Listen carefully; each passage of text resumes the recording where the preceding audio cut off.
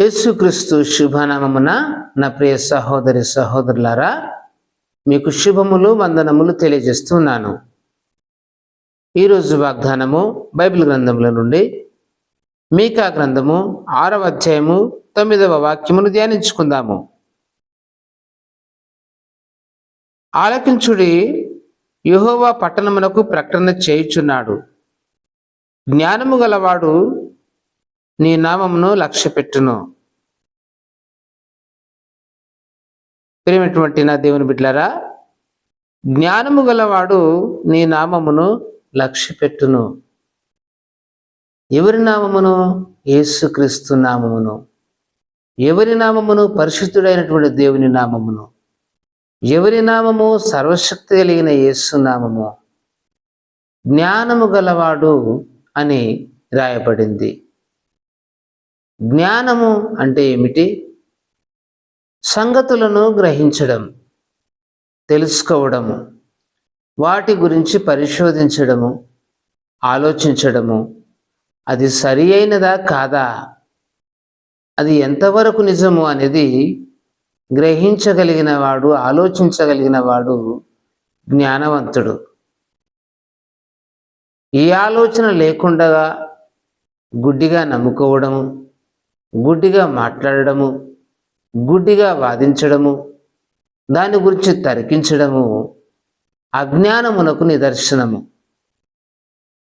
కాబట్టి నా ప్రియ సహోదరి సహోదరులారా, జ్ఞానము గలవాడు నీ నామమును లక్ష్యపెట్టును అని రాయబడింది. ఎవరు జ్ఞానము గలవాళ్ళు? ఆలోచించగలిగిన వాళ్ళు, అర్థం చేసుకోగలిగిన వాళ్ళు, సత్యమును గ్రహించగలిగిన వాళ్ళు, మంచికి చెడుకు తేడా తెలుసుకోగలిగిన వాళ్ళు, సృష్టికి దేవునికి తేడా తెలుసుకోగలిగిన వాళ్ళు. ఇలా జ్ఞానవంతులంటే వీళ్ళు. ఈ రోజుల్లో ప్రతి మనిషికి కూడా జ్ఞానం ఉందండి. ప్రతి మనుషులు కూడా ఎంతో కొంత జ్ఞానం కలిగి ఉన్నారు. సృష్టిలోని జీవరాశులన్నీ కూడా కొంత జ్ఞానం కలిగి ఉన్నాయి. మనము, నీవు, నేను కూడా ఎంతో జ్ఞానమును కలిగి ఉన్నాం. జ్ఞానము కలిగి ఉండటం మంచిదే, కానీ సత్యమును తెలుసుకునే జ్ఞానము కలిగి ఉండుట గొప్ప భాగ్యం. సత్యమును పరిశోధించి కలుగొనుట చాలా గొప్ప భాగ్యం అండి. ఈ మాటలు వింటున్నటువంటి నా ప్రియ సహోదరి సహోదరులారా, జ్ఞానము గలవాడు నీ నామమును లక్ష్యపెట్టును అన్నాడు. అంటే సత్యమేదో దానిని పరిశోధించి తెలుసుకునే జ్ఞానము నీకున్ననాడు సత్యాన్ని నీవు కనుక్కుంటావు. కనబడిందంత సత్యము కాదు, కనబడిందంత నిజమైనది కాదు. మంచేదో చెడేదో గ్రహించగలగాలి. సత్యమేదో అబద్ధమేదో నువ్వు గ్రహించగలగాలి.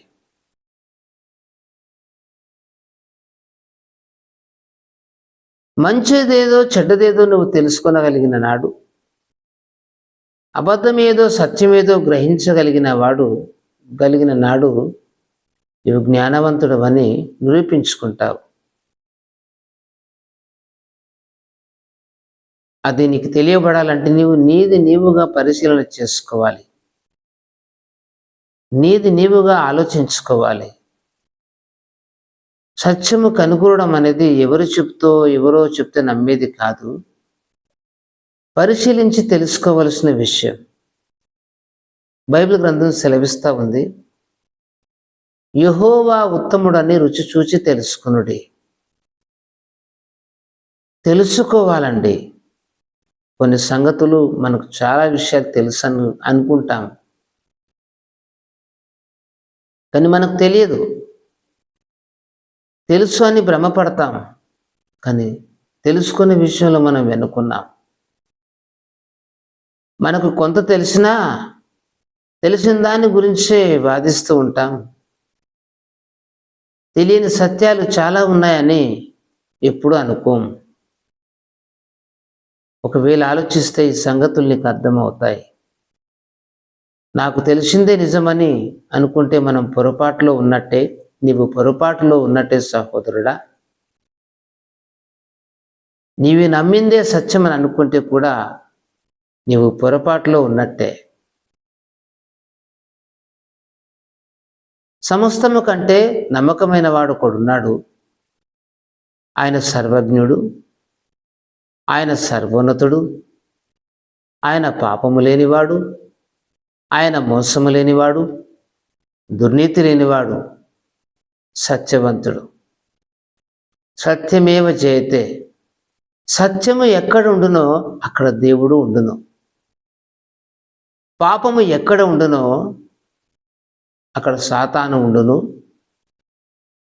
దొంగతనము, మోసము, అబద్ధము, కపటము, అన్యాయము, దుర్నీతి ఇవన్నీ చెడుకు గుర్తుగా ఉన్నవి.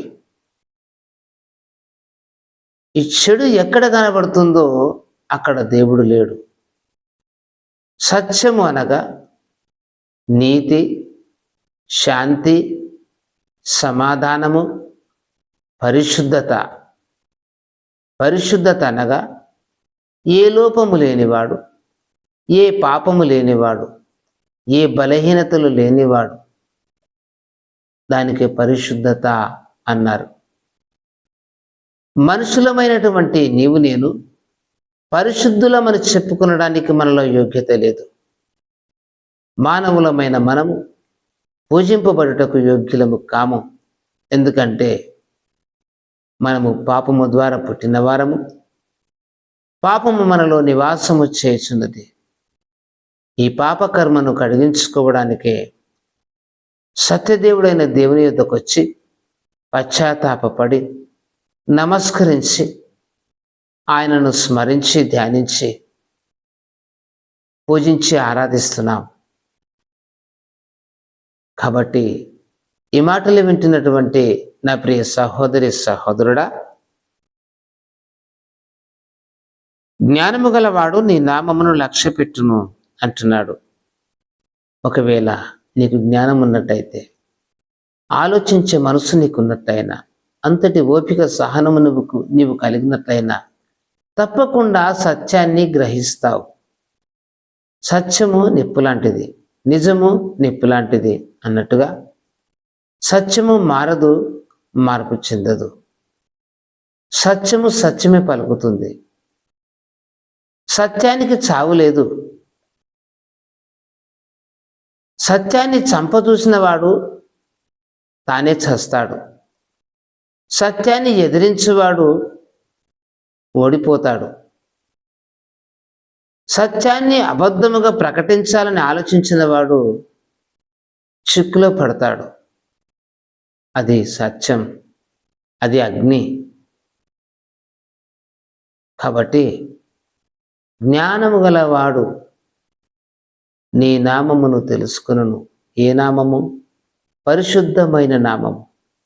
ఏ నామము? శ్రేష్టమైన నామము. ఏ నామము?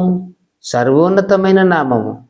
పాపము లేని నామము, పుణ్యనామము, పరిశుద్ధ నామము, నిష్కలంకమైన నామము, నిర్దోషమైన నామము.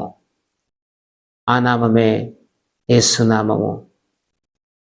ఈ యేసునామాన్ని తెలుసుకునే జ్ఞానాన్ని నీవు కలిగి ఉన్నావా సహోదరుడా? ఒకవేళ తెలుసుకోకపోతే ఒకసారి పరిశీలించి చూడు. అది నీకు సత్యమని అనిపించినప్పుడే స్వీకరించు. దీంట్లో ఏ బలవంతము లేదు, కానీ పరిశీలన చెయ్యాలి కదా. ఇది ఎంతవరకు నిజం, ఇది ఎంతవరకు సత్యం అనేది పరిశీలన చేసిన నాడు అర్థమవుతుంది. పరిశీలన చేయనంత మాత్రాన అది మనది కాదు, అది తనది కాదు అని అనుకోవడము అజ్ఞానం. సత్యము ఎక్కడుండునో అక్కడ దేవుడుండును. ఈ సత్యాన్ని నువ్వు నమ్మినట్లయితే, ఈ సత్యాన్ని నీవు విశ్వసించినట్లయితే తప్పకుండా దీవించబడతావు. నీ జ్ఞానోదయం కలుగుతుంది, నీ కన్నులు తెరవబడతాయి, సత్యాన్ని గ్రహించగలుగుతావు, సత్యదేవుని చూడగలుగుతావు, సత్యమును ఆరాధించగలుగుతావు, సత్యములో జీవించగలుగుతావు. ఇప్పటికే నువ్వు సత్యాన్ని వెతుకుతున్నావు, కానీ కనుగొనలేకపోతున్నావు. సత్యములో నడుచుకోవాలని ప్రయత్నిస్తున్నావు, కానీ సత్యదేవుని వైపు చూడలేకపోతున్నావు. నా ప్రియ సహోదరుడా, సహోదరి, ఆ సత్యదేవుని నమ్ము. యేసుక్రీస్తునందు విశ్వాసం ఉంచి నీ జీవితాన్ని ధన్యం చేసుకో. నీవు దీవించబడతావు. మోక్షరాజ్యం, పరలోక రాజ్యం, శ్రేష్ఠ రాజ్యం, స్వర్గరాజ్యం నీ సొంతం అవుతుంది. ఈ మాటలు వింటున్న నిన్ను దేవుడు దీవించుగాక. ప్రార్థన. సర్వాధికారివైన యేసయ్య, నీకు వందనాలు, స్తోత్రాలు చెల్లిస్తున్నాము తండ్రి. ఈ సత్యదేవుని ఆరాధించి పూజించే భాగ్యం నాకు ఇచ్చావు. నీకు స్తోత్రములు నాయన. ఎంతోమంది సత్యమును గ్రహించలేని వాళ్ళు ఉన్నారు. ఇప్పుడు తనకు నమ్మినదే సత్యమని భావించి తండ్రి నిజమైన సత్యాన్ని కనుగొనలేని స్థితిలో ఉన్నారు కృపా. తండ్రి నీకు స్తోత్రములు. జ్ఞానము గలవాడు, నీ యొక్క నామమును లక్ష్య పెట్టును తండ్రి. జ్ఞానము వలననే తెలుసుకున్నాడు సాధ్యం. జ్ఞానము వలన, ఓపిక వలనే తెలుసుకోవడం సాధ్యం. పరిశీలన వలన తెలుసుకోవడం సాధ్యం సెలవిస్తున్నాం తండ్రి. యెహోవా ఉత్తముడని పరిశీలించి రుచి చూచి తెలుసుకున్నాడని నీ వాక్యం సెలవిస్తా ఉన్నది ప్రభువా. నిన్ను పరిశీలించి తెలుసుకునే జ్ఞానం మా దేశ ప్రజలకు, మా రాష్ట్ర ప్రజలకు అనుగ్రహించండి. నీవెంత పరిశుద్ధుడువు గ్రహించే మనసు వారికి ప్రసాదించండి. నీ సత్యమును, నీతిని వారికి అర్థమగినట్లు కృప చూపండి. నీ దయగల స్థాయికి ఎత్తిపడుతున్నాం. వారు జ్ఞానవంతులగునట్లుగా ఈ సత్యమును స్వీకరించమని వేడుకుంటూ యేసు క్రీస్తు శ్రేష్ఠ నామమున ప్రార్థిస్తున్నాము తండ్రి. ఆమేన్.